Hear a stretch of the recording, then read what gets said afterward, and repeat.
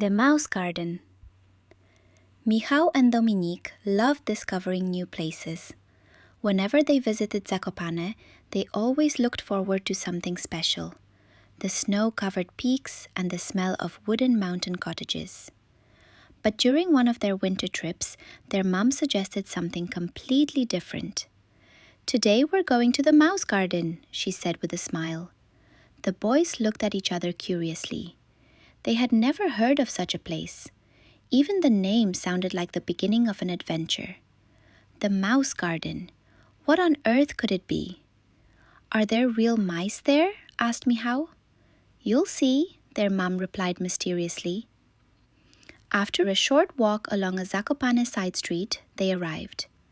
A small sign with a drawing of a mouse stood at the entrance. Even at the door, the boys could feel that something wonderful awaited them. When they stepped inside, they immediately sensed that this was an extraordinary place.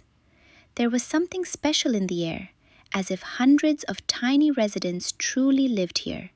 It was quiet, warm, and cozy.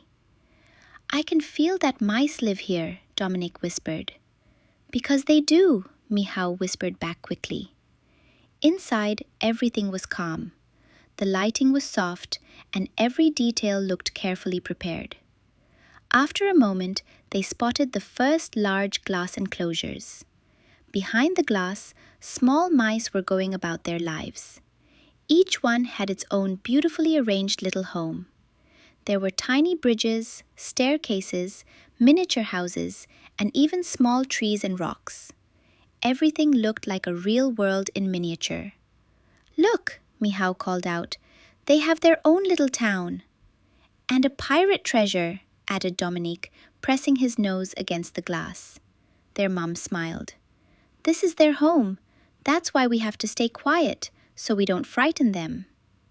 The boys immediately began tiptoeing and speaking in whispers. One of the mice was sitting at a miniature table, nibbling on a tiny seed. It looked so serious and so funny at the same time that both boys had to bite their lips to keep from laughing. Next to one of the enclosures, the boys noticed some screens. On each screen, you could choose a language and then press a button to listen to a story.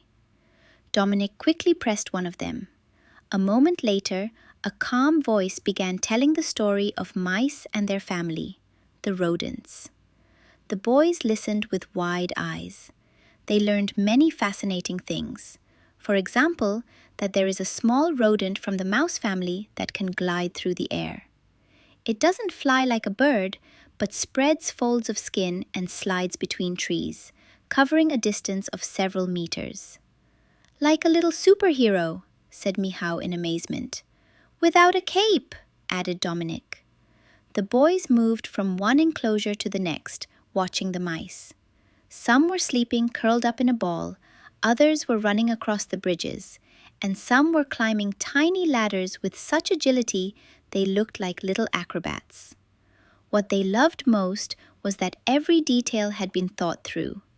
It looked as though someone had created an entire little world just for these animals, with care and genuine love. On the walls, there were also reminders about the rules. "Remember," Dominik read aloud, "do not tap on the glass." "Why?" asked Michal. Their mum explained calmly. "Because this is the mice's home. If someone tapped on our windows or shouted next to our bed, we would be frightened too.